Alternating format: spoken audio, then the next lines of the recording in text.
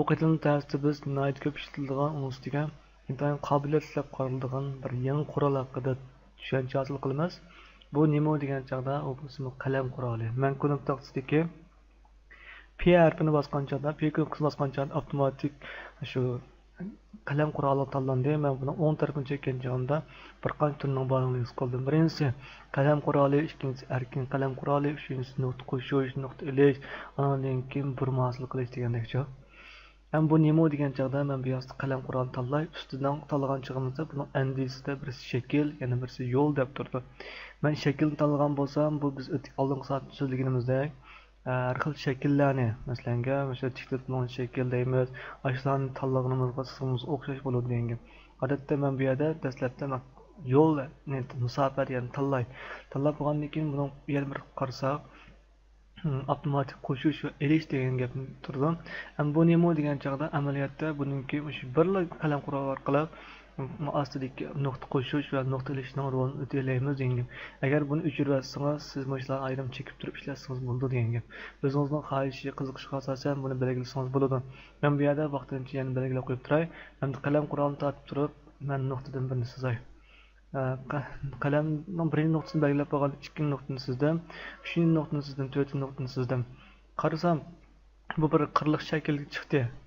Bundan boshqa men o'sha qalamni olsam, birinchisi boshlanish nuqtasi jumloq shaklda paydo bo'ldi.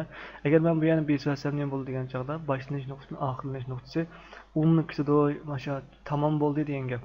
Bu xuddi chekitga o'xshash ma'noni bildirdi. Ammo o'tirga qo'ygan chog'da qo'yish belgisi paydo bo'ldi. Men bundan keyin chekkan chog'imda bu yerga yangidan bir nuqta paydo bo'ldi. Men buni yana bir cheksam, ilish holatiga kelsam yo'qolib ketdi. Undan keyin men bu yerda alt belgisini besib turib, uning yana chiqqan kichik qo'llari bor ekan. Qo'llarni harakatlantirish orqali shaklni o'zgartirayman. Yoki o'chiritish orqali pivot topsam, minus belgisi chiqqancha o'chiratsam bo'laverdi. Hamda men alt belgisini besib turib, bu nuqta olgan chog'da bu nuqtaningki shaklda o'zgarish bo'ldi, uch burchak holat paydo bo'lganligini his qildim. Men endi shu nuqtadan tortib olgan chog'imda ikki qo'l paydo bo'ldi. Men buni orqali tangshash, ikki qo'lni tangshash orqali bu yoyning shaklini o'zgartirayman, nuqtasini o'zgartirayman. Agar men mushal qo'yib qo'ygandan keyin yana alt belgisini besib, mush nuqtani chekkan bo'lsam, demak mush qo'l tarafdagilar cheklanib uchraydi, ta'sir uchraydi degan. Agar men mush nuqtani tanlab turib, yana altni besib turib, mush nuqtani tanlagan bo'lsam, buning yana bir qo'l ta'sir uchraydi degan. Mush orqali biz o'zgartirish bora olamiz. Masalan, men bevosita birinchi nuqtadan men buni butunlay uchraytay. Butunlay uchraytish uchun vaqtincha keyin chekindirib turay. Men birinchi nuqtani tanlab olgandan keyin ikkinchi nuqtani men bevosita yoyismon solayman. Shu ikki qo'l orqali siz o'zingiz xohlagan shaklda chizalaysiz. Masalan, men yapirib, men bunda bir shakl chizdim. Undan keyin men buni o'tda nuqta olgandan keyin kesib o'talayman. Kesib o'tib, uchinchi chizgan chig'imda bu o'sha yerdan tuz chiziq hosil bo'ldi. Yoki o'sha yerdan men bevosita uzilgan holatdan yoyismon chizsam, yana bir xil shakl paydo bo'ldi degan gap. Men shu nuqtadan yana kesib o'tib, bu nuqtadan undan keyin boshlangan nuqtaga borib, men bir yoyismon holat shakllantiray. Yoki altni besib turib, mush qo'lni davomli o'zgarsam bo'ladi. Alt belgisini besib turib, o'zgartirish orqali bu shakllarni o'zgartirayman. Dastlabda ko'nmasligi mumkin, lekin siz buni ishlatgan sari buning intayin ustib ketasiz. Mush orqali har xil shakllarni chizalaymiz. Ammo mush doirani sizgan yo'limni bir doirlamoqchi xuddi ramkalash quroli yoki solmitish quroli uzuk chiziq holatda tanlash holati ekanmoqchi bo'lsam qanday qilma degan chog'da bevosita kontrol taqtisi, qanot taqtisidagi kontrol va enter belgisini bosgan chog'imizda biz boy sizib chiqqan shu orliq bizning tanlash doiramiz o'tdi degan gap. Biz buni ham xohlagan ishlatsak, rang bersak bo'ladi yoki yangidan bir bat qurib olsak bo'ladi. Xohlagan ishlatsak bo'ladi.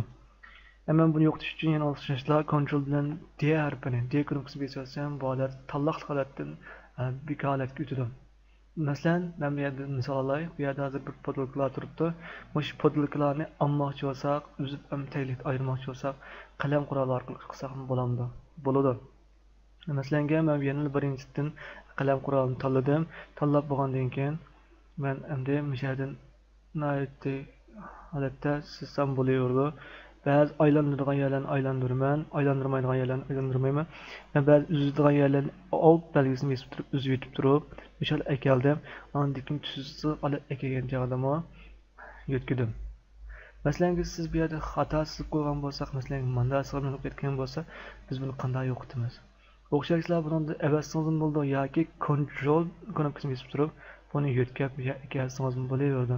Ondan keyin men buni yana control knopkasini besib turib, tanlamoqchi bo'lgan qismni yetkazsam bo'ladi. Ondan keyin alt belgisini besib turib, buni qo'llarini chiqardim. Qo'llarini chiqarib yetkazsam bo'laverdi.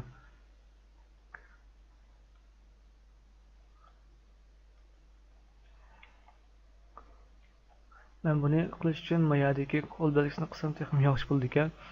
Masalan, men bu yerga alt belgisini besib turib, qo'lni chiqardim. Qo'lni chiqarish orqali men bu nuqtani tanishmoqchi. Undan keyin kontrol belgisi orqali men bularni har vaqt o'zim xohlagan tanishalayman. Demak, buningda knopkasidagi control knopkasi bilan alt knopkasi intayin muhim rol o'ynaydi. Hozir mashalatdan akab bo'lgandan keyin yana sizdan aniki yaymalar ekilish uchun bevosita ekilib turib, qo'ldan paylanib turib yaymalar ekeldim. Ham o'rnidan sal egizib ketgan bo'lsam, men control belgisini besib turib, sal tanishib olsam bo'laverdi. Undan keyin alt belgisini besib turib uzib yetib, buni yana davomli musholatda sizdan.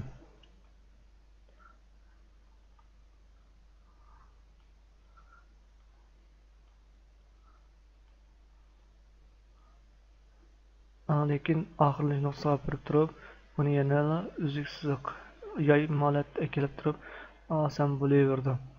Men ap bo'lgandan keyin ba'zi nuqtalarningki men bu nuqtani qilib qo'ygan mana shu nuqtani tanlab turib, control belgisini besib turib, mana shu nuqtani tanlasam bo'ladi yoki alt belgisini besib turib, men buningki nisbatan tanishib olsam bo'ldi. Men bu yerda bak inchik qilmadim, lekin nayt inchik qilish orqali biz ba'zi nuqtalarni tanishash yoki uzish holatini eklalaymiz. Men masalan musholatni bo'ldi deb qaragan bo'lsam, bu hozir bir doira shakllandi. Endi men qanday qilmayman degan chog'da men buni bevosita ramkalab olsam bo'ldi. Ya bo'lmasa, buning keyindagi mana shu rasm qavati turibdi. Biz ham buningda musofi qavati, yo'l qavati o'tib bo'lgandan keyin musholatni men bir saqlab olish uchun mush yo'lni buning keyindagi uch burchakni besib, yangidan musholatni saqlash deganni cheklashim bo'ldi. Undan keyin ism qo'yib, masalan, men bu yerga o'zimning xohlagan ismini qo'ysam bo'ldi, potilka yamdoq yoki qolgan bir narsani qo'ysak bo'ladi. Masalan, men bu yerga yana yangi deb bir qo'yib turay. Ham bunday qilish maqsad nima degan chog'da ism qo'yib yangidan qurib olsak, saqlab olsak, bu holat yo'qolib ketmaydi. Biz buni har vaqt foydalana olamiz. Masalan, men buni tanlash oldiga kelish uchun ostidagi uzluksiz holatni cheksam bo'ldi yoki kontrol belgisi bilan bevosita musholatni bossam bo'ldi. Hozir tanlash holati o'tdi. O'tgandan keyin men rasm qaytib o'tib, men buni biroz ko'paytirib olsam, ya'ni kontrol bilan jeni besib ko'paytirib olsam bo'laverdi. Yoki men bundan boshqa usullar orqali mashg'ulot ilib olsam bo'laverdi. Undan boshqa miyada bir qancha parametrlar turibdi. Masalan, buni maskalash deymiz, bir qancha holatlar turibdi. Ham bularning rollari nima degan chog'da o'xshashli rollari bor. Masalan, buni maskalayotdik, shu holat maskalangan holat bo'ldi, qolganlar ishlatalaymiz. Bu yo'lning keng tan yaxshi nimasi holati. Masalan, men bu yerga buni o'chirib, xohlagancha boshqa bir shakllarni chizib qoldim. Yoki masalan, yana qalam qurol orqali men shu bir holatni sizib boshqa holat qilib qoldim. Lekin men boy holat o'tmoqchi bo'lsam, qanday qilmayman degan chog'da men bevosita ism qo'yib olganni cheksak bo'laverdi. Men shu qaytadan kontrol bilan bu narsani bossam holat keldi.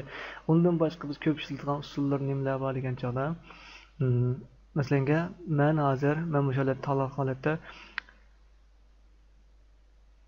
yerdan rasm qalamining rolidan foydalansam bo'ldi. Masalan, qanday degan gap degan chog'da bu yerda men rasmni tanlab turib, buningki shaklini tanlay.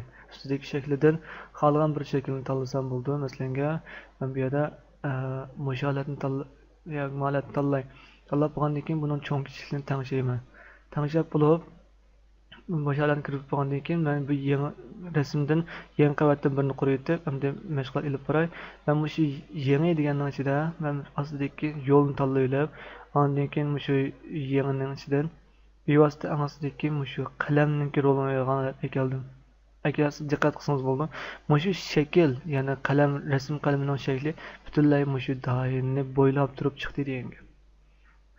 Bu yerda shakl sal cho'ngib ketgach mushalar chiqibdi. Ya'ni biz boshqa holatlar agar bilamdu degan chog'da bo'laverdi. Masalan, men yana bir qavatdan bunday kelib, men yo'lga kirgandan keyin men bu yerdan qalamning shaklini ulay qolgan bir shaklda masalan men bu holatni tanlagan bo'lay. Bu holatdan men kichikroq bir shaklni tanlab turib, bo'ldi degan bo'lsam, mushu qavatdan bevosita qilsam bo'laverdi. Hozir bu shaklning o'zgarganligini his qila olasiz. Agar bu yana bunda bir misol men bu holatni tanlaqli holatda kontrol bilan tanlab turib, mush doirani ichiga kirgizdim, teshib kirgizmaydim desak bo'laverdi. Mush holat tanlaqli holatda men undan keyin men bu shaklniki yaxshi ko'rmadim. Yaxshi mush bir holatni tanlab turib, buni shaklini sal kichikroq qilib, endi men mush holatdan mushaga ko'paytirish hosil qilay desangiz, siz diqqat qilsangiz hamma qirlari mushuning ichida paydo bo'ldi degan gap. Undan keyin men buni vaqtincha kontroldan keyin ujra yetib turib, rasm qayd berib buni takrorlasam bo'ldi. Masalan, buning rangini o'zgartsam bo'ldi. Rangini o'zgartirish uchun bevosita mushuninki rasm qayd passon orqali o'zgartsam yoki shu FX besish orqali kirsam bo'ldi. Kirib bo'lgandan keyin breakni tanlash, undan men rangini tanlash deganchidan rangini ustiga besish degan tanlab turib, men buningga masalan qizil rang berdim yoki mana o'xshash ko'k rangni berdim. Qolgan rangni bersam, yana bir xil unum paydo bo'ldi degan gap. Endi men yo'llar chiqib qolibdi, qanday qildim degan chog'da men bu yerda oqyan cheksam, holat keldi.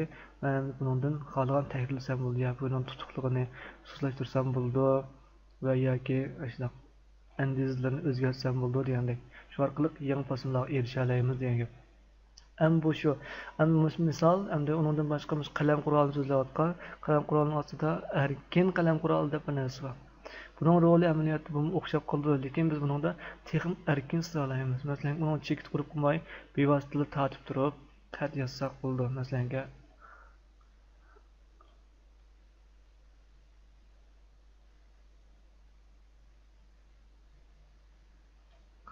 u nayt sat yozilgan bir xat bo'ldi, lekin shunday bo'lsa-mu bir xat yozdik degan gap.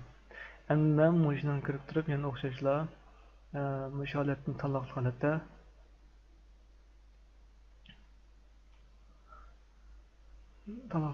men mushuni hamon tanlagan holatga eklay.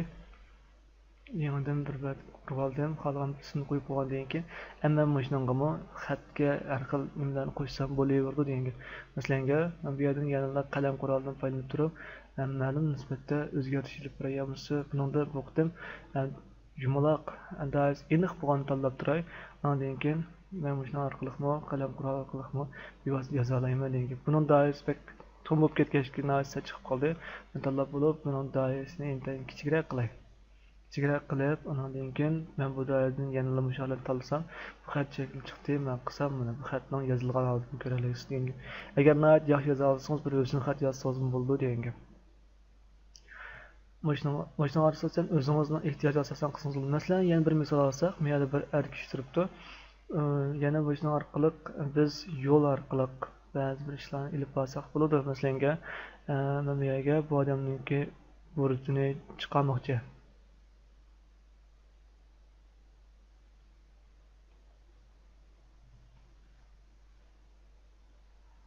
Kontrol tanishdim, undan aniq nuqtaga borib chekyaptim. Chekyapsam bu hozir yaymalar chiqib qoldi. Shunga men bu yerga qayt kontrol bilan ziyod chekinib turib, men bu alt besib yer uzib yetib bir qo'l. Undan keyin qilay. Undan keyin qo'lni chiqarib turib tanishdim. Men bu holat tanishib bo'lgandan keyin men buningki yo'lga kirib turib, buni bir yangidan xotirlab olay. Saqlab olib, buningga qolgan bir masalan, B deb ism qo'yib qo'ydik. Endi qilgandan keyin yana o'xshashlar men qalam orqali buningga burqqa mos kelgan bir shaklni tanlay.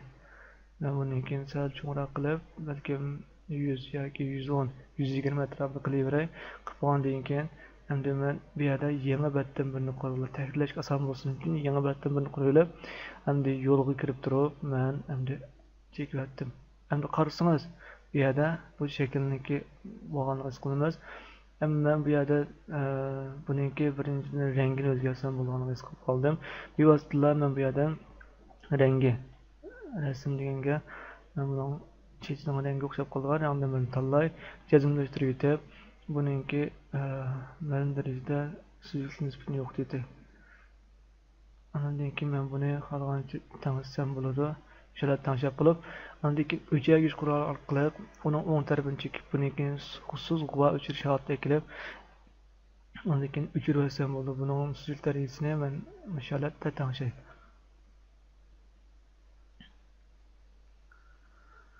Qisqasi mana bu yangi bir xil fason chiqdi deganga. O'sha orqali siz qalam qurollari orqali ma'lum yo'lni tanlash, undan keyin shakllarni sizish, rang berish. Masalan, biz bu yerda bir xalqancha bir shakl qalam orqali xalqancha bir shakl chizay. Masalan, mana bir shakl chiqdi. Men buninkini vaqtincha shaklini bekitib qolib degan bo'lsam, chekib turib, Ctrl bilan mana shu nuqtani chekib turib, men bu holatni o'zgartdim. Agar men bu holatni yaxshi ko'rgan bo'lsam, undan keyin yangi batdan birini qurib, buni men ranglash uchun yana Ctrl bilan Enter belgisini urdim. Undan keyin bu yerga men xalqancha rang bersam bo'laverdi degan gap. Men bu yerdan tajriba o'zgarishni tanlayman. Masalan, quvalikdan qilgan holatni tanlab turib, birsiga yuzining rangini bo'lsin, yana birsiga oq holat bo'lsin dedim. Agar siz masalan bu yerdan tutuqlarni tanishmoqchi bo'lsangiz, ustidagi holatni tanishib turib, nisbini nimanidir tanishsangiz bo'ladi. Masalan, bu holatni tanishish orqali, undan keyin men buni berdim. Yoki bunday holatni beray. Bo'lgandan keyin yamiz kamera beray. Bu holatni men yaxshi deb ko'rgan bo'lsam, men holatni beray. Chekinib turib, endi men holatga bo'lgandan keyin normal holatda ma'ni berdim. Men bu yerda lekin Ctrl bilan DR bilan besib o'chirib bu holatni men endi xalqancha yo'lga ishlatsam bo'ladi degan gap. Misol rasm sizish, har xil shakllarda foydalanish, masalan, Ctrl bilan T'ni besib, buni shaklini o'zgartirib turib, bu holatlarni tanishsangiz bo'laveradi. O'zingiz xohlagan holatda tanishish ishlarini olib bora olasiz. Buning unumi ba'zi vaqtlarda intayin muhim hisoblanadi.